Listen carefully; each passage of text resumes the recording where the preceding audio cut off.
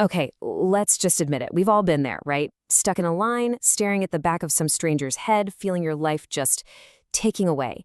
It's this universal frustration we all share. But what if I told you there's a whole fascinating science behind managing those lines? Well, today we're going to unpack some brand new research that's totally flipping our understanding of the simple act of waiting on its head. So let's just start with this one big question. What if the time you spend waiting has less to do with the actual clock and more to do with this complex strategic game playing out inside your own mind? That's really the core idea we're going to explore together, that waiting in line is first and foremost a psychology problem. You see, for decades, the so-called experts treated queues like a simple math equation. People in, people out, kind of like an assembly line for humans. But the new reality, it's so much more interesting. We're shifting away from seeing people as just cogs in a machine, and we're starting to understand the deep psychology at play, where our feelings, our attention, and our decisions are actually the most important parts of the puzzle.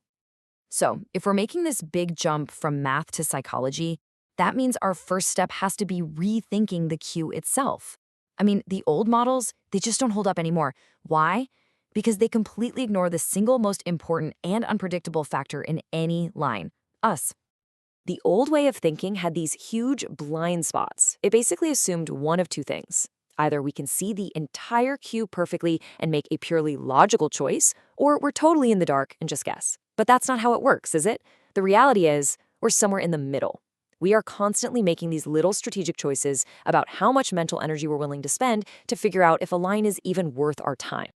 And that whole idea of mental energy, well, that leads us right into our second section, the attention economy of waiting.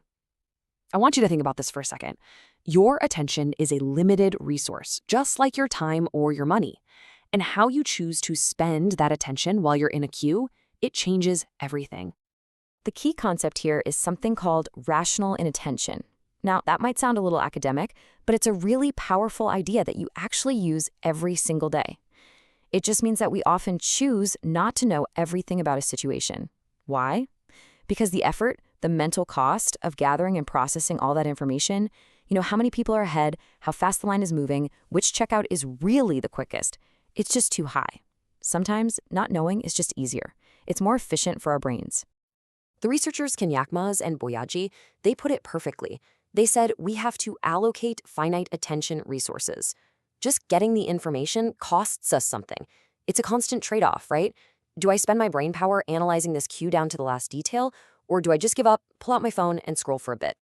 And this leads to something absolutely fascinating and honestly totally counterintuitive. It's called non-monotone throughput. Okay, so you'd think that making it easier to get information about a queue would always make things run smoother, right? More info is better. But nope. Check this out. The research shows that when information costs a medium amount of effort to get, that's when the line is most efficient. Sometimes making it slightly harder to get all the details can actually help more people get served. How is that possible? Well, it stops us from overanalyzing everything and then bulking, giving up and leaving the line entirely. It's wild, but a little bit of friction can actually keep the whole system flowing better. So, what does this mean for businesses? How can they actually use this weird insight? Well, that brings us to a whole new strategy, using information not as a fire hose, but as a gentle, strategic nudge. Think about it. When a system just throws way too much information at you, multiple line lengths, a dozen different options, confusing stats, it completely backfires.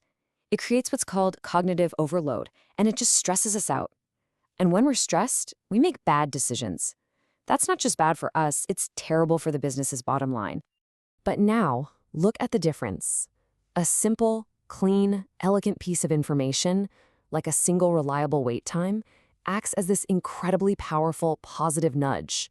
It just cuts through all the noise, it lowers that mental cost of deciding, and it gives you, the customer, confidence.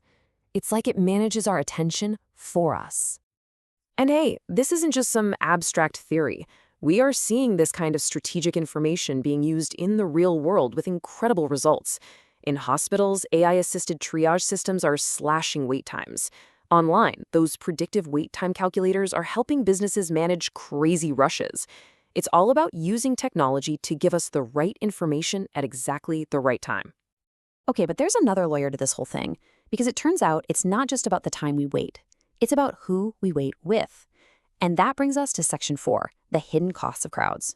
We're social creatures, and being packed in with a bunch of other people, well, that has a huge impact on our experience.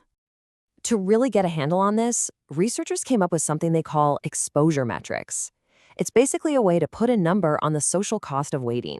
It's not just about your personal delay anymore, it's about the real discomfort and stress you feel from being in a crowded space. It measures how many people you have to share that space with and for how long.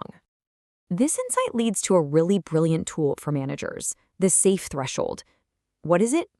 It's a preset limit on how long a queue can get.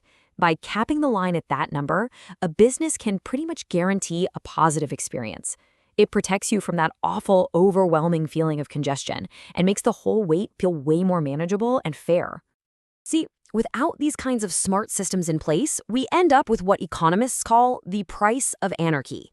It's that loss of efficiency, that big purple slice of the pie right there, that happens when every single person is only acting in their own immediate self-interest with zero coordination.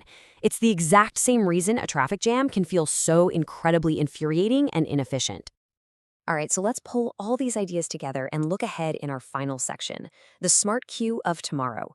We are, right now, on the verge of a revolution in how we manage waiting, and it's all being powered by some absolutely incredible new technology. I mean, think about how far we've come, from just a simple analog line to that deli counter take-a-number system, to the virtual queues we use on our phones today.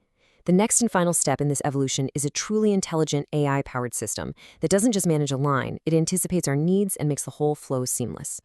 And the tools to build this future? They're already here. I'm talking about Internet of Things sensors that monitor crowd density in real time. Digital twins, these virtual models of a system that can run simulations to find the absolute perfect flow. An AI that doesn't just react to a queue, but actually predicts it before it can even form.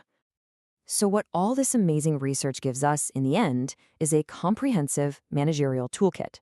We finally have the theory that understands our human psychology and the technology to put that theory into practice. We can now design queues that aren't just faster, but are genuinely smarter and fairer for everyone. Which leaves us with one last kind of huge thought. For all of human history, waiting has been this unavoidable, often maddening part of life. But we are now building the science and the systems to pretty much eliminate it. So the big question is, what are we going to do with all that time we get back? Now that's something to think about.